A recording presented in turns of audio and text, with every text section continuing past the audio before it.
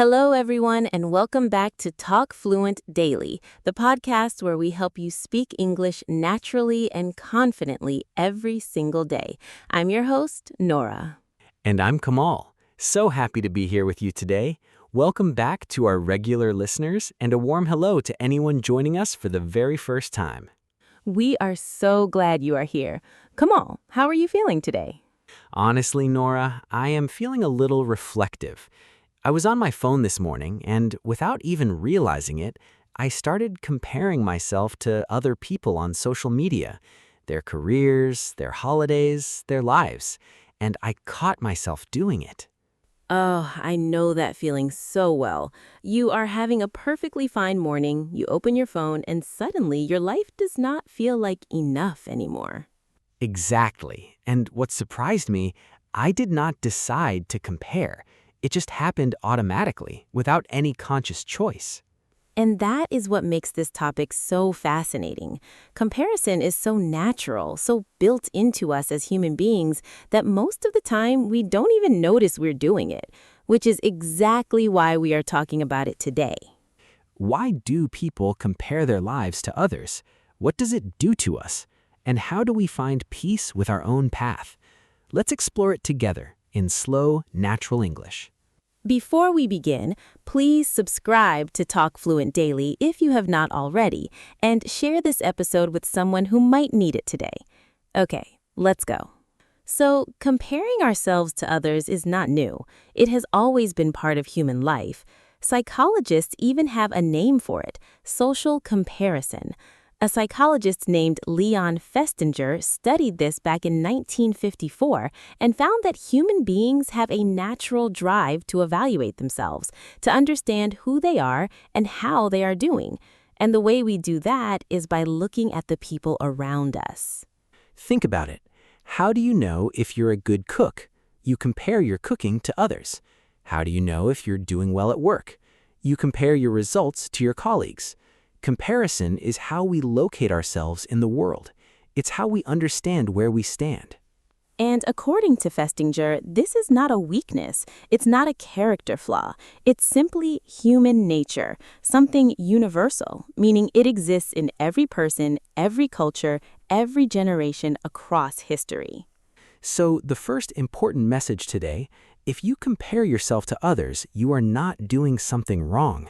You're doing something deeply human. The question is not whether we compare, because we all do, but how we compare and what we do with it afterward. Now, psychologists describe two directions.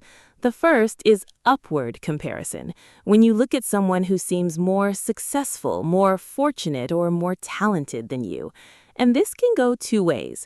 Sometimes it inspires you. You see what's possible and feel motivated to grow. But other times, upward comparison makes you feel inadequate. inadequate, not good enough, behind, like everyone else is moving forward and you're standing still. The second direction is downward comparison, when you compare yourself to someone who seems to be struggling more than you. This usually makes you feel more grateful, grateful, more appreciative of what you already have in your life. But even downward comparison has a dark side. Sometimes people use it to avoid growing. They say, at least I'm doing better than that person, and use it as an excuse not to improve. So neither type is simply good or bad. It all depends on how we interpret it and what we do with it. Now, comparison has always existed, but something changed dramatically in recent years, and that something is social media. Social media took this very natural human behavior and amplified it to a level our brains were simply not designed to handle. Amplified, amplified, made bigger, stronger, more intense. Before social media, you compared yourself to maybe the people in your neighborhood or your workplace, a small group of people whose real lives you could actually see, including their bad days and their struggles. But now you're comparing yourself to thousands of people simultaneously, people from all over the world, and you're not seeing their real lives, you're seeing their carefully curated highlight reels. Curated, C-U-R-A-T-E-D, carefully selected to show only the best. People post the perfect photo taken 20 times. They share the exciting holiday, not the boring, lonely Tuesday at home. They announce the promotion, not the months of self-doubt and failure before it. So, what you see is not someone's life. It's the best 5% of their life presented as if it's 100%, and your brain accepts this at face value. At face value, accepting something as it appears without questioning whether it's the full truth.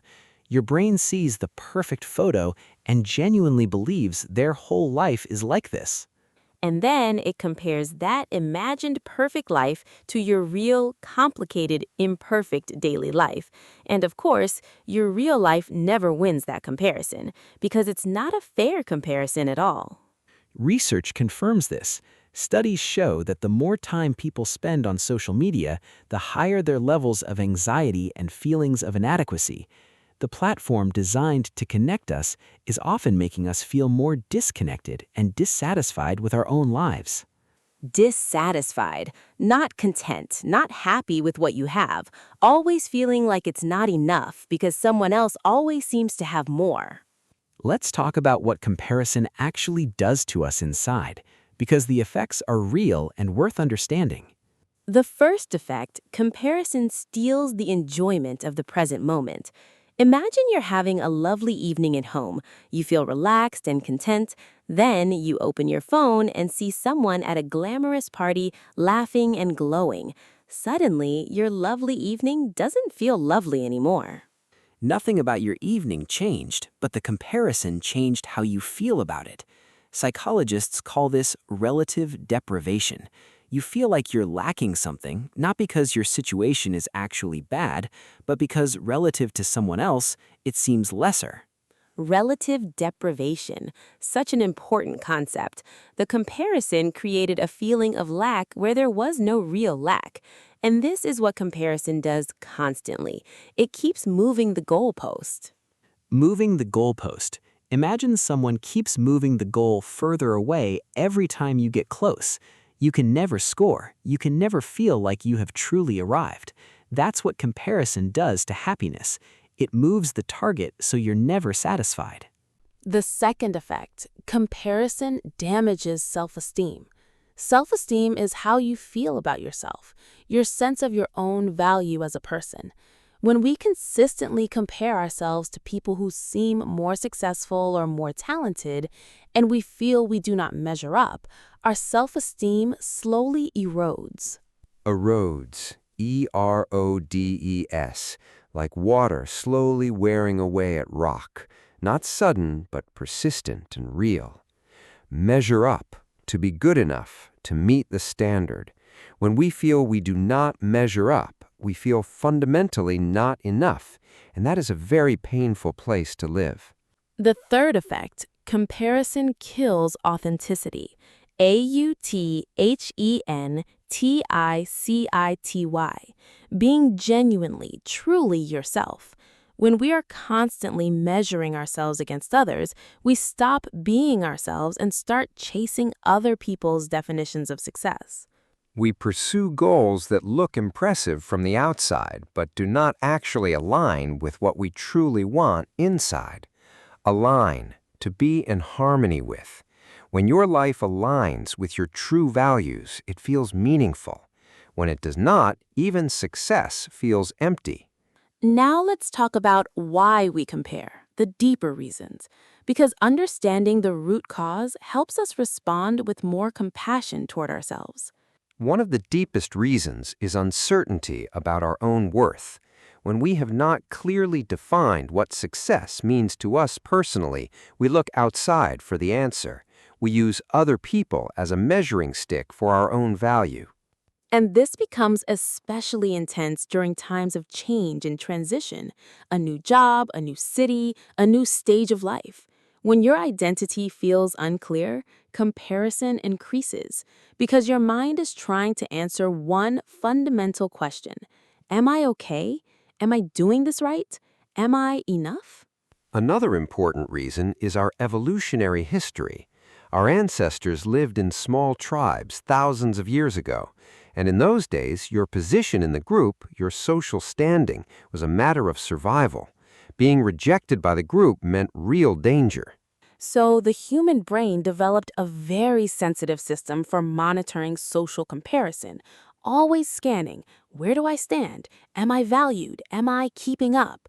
That system was essential for survival in the ancient world, but today we still have the exact same brain, and it is now scanning social media instead of the savannah. Our ancient brain in a very modern world. And because the brain can't always distinguish between a real social threat and a perceived one, it reacts with the same anxiety either way, which is why comparison can feel so intense and so disproportionate, much bigger than the situation rationally deserves. And one more deep reason, conditional self-worth. The belief that your value depends on conditions being met. I am worthy if I am successful. I matter if I achieve enough. I am valuable if I look a certain way. Conditional, Conditional, depending on conditions. And when your worth is conditional, you need constant reassurance, constant comparison to check, am I still enough? The antidote, the solution, is building unconditional self-worth, the quiet belief that you have value simply because you exist, not because of what you achieve or own or look like, simply because you are you. Let's do a quick role play, a real conversation using everything from today. Kamal, I'm coming to you as a friend who is struggling. Go ahead, Nora. Kamal, I have been feeling really low lately. I was looking at my old friend online. She just got a big promotion, bought a beautiful apartment. She looks amazing. And I just feel completely behind, like I'm failing at life. I hear you. That feeling is real. But can I ask, when you look at her profile, are you seeing her life, or are you seeing what she's chosen to share publicly? I suppose just what she shares. So you're seeing her highlight reel, the best moments, carefully selected. You're not seeing her difficult days, her doubts, the moments she cried alone. Nobody posts those. That is true. I only ever see the good parts. And you're comparing that curated highlight reel to your full real life, including all your hard days and uncertain moments. That's simply not a fair comparison. When you say it like that, you're right. It really isn't fair at all. One more question. Whose definition of success are you using? Hers or yours? Honestly, hers, or what society says success should look like. And does her version of success actually align with what you want?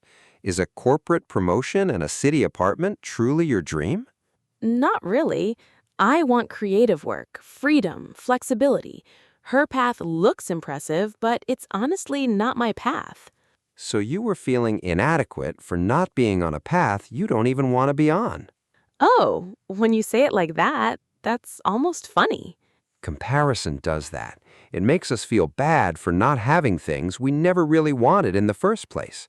Remember these two questions whenever comparison hits you. Am I comparing my real life to someone's curated highlight reel? And whose definition of success am I actually using? Those two questions are so powerful. I'm writing them down right now. Let's finish with some practical tools, real things you can start doing today. First, practice awareness. The moment you notice you're comparing, simply notice it without judging yourself. Just observe. Oh, I'm comparing again. That small act of noticing creates space between the trigger and your reaction, and space gives you choice. Second, audit your social media. Look at the accounts you follow and honestly ask, does this inspire me or does it consistently make me feel small and inadequate? If an account regularly makes you feel bad, unfollow it, mute it. You control what enters your mind every single day. Third, define your own success. Spend quiet time asking yourself, what do I actually want? What does a good life look like for me specifically? Write it down. because when it's written, it becomes your personal compass, always pointing you back to what truly matters for your life. Fourth, practice gratitude deliberately.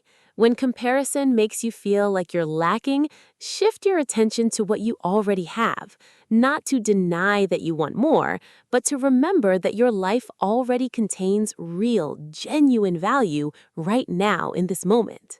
And fifth, celebrate others genuinely.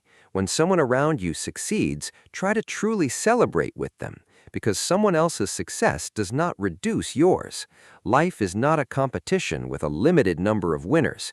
There's enough success, enough happiness, enough good life for everyone. That's an abundant mindset. ABUNDANT. The belief that there's enough for everyone. The opposite of scarcity, the fear that if someone else has more, there's less for you. Abundance versus scarcity, two completely different ways of experiencing the world. Let's do a quick final vocabulary review. Key words from today: social comparison, upward comparison, downward comparison, amplify, curated, highlight reel, at face value, inadequate, dissatisfied, relative deprivation, moving the goalpost, self-esteem, measure up, authenticity, align, conditional, antidote, abundant, and scarcity. And the two powerful questions.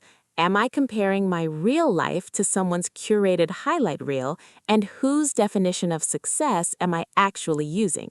Write those down, use them. They're simple but genuinely life-changing. So, listeners, our question for you today: when do you most often compare yourself to others? Is it on social media, at work, with family? Write your answer in the comments in English. Even one sentence is wonderful practice.